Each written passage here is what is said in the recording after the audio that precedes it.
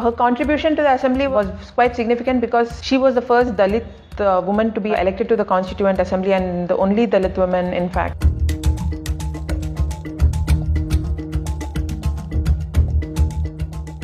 She belonged to the Pulya community and she was one of the first women to wear an upper cloth. She was one of the first women within a community to earn a degree. Pulya community women were traditionally not allowed to wear an upper cloth. They could just wear beads to cover themselves up, and they had to give way to upper community men or women. They were not allowed to walk in front of them or raise their heads in front of them.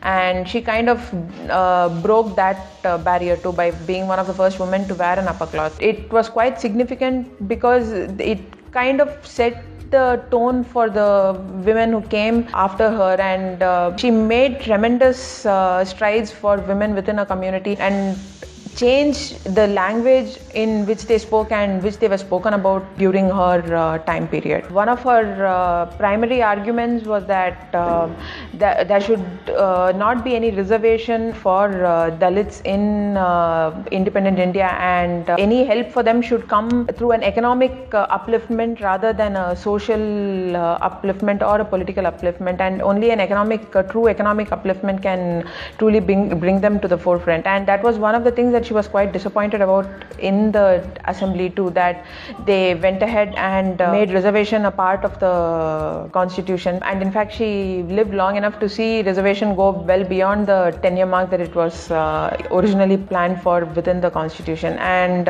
it's quite significant because in that way she went both against Ambedkar and Gandhi in some sense, because she didn't think that their ideas of social or political upliftment would really bring benefit to the masses as much as an economic upliftment. And I think she truly believed that in an independent socialist India that would be possible a lot more.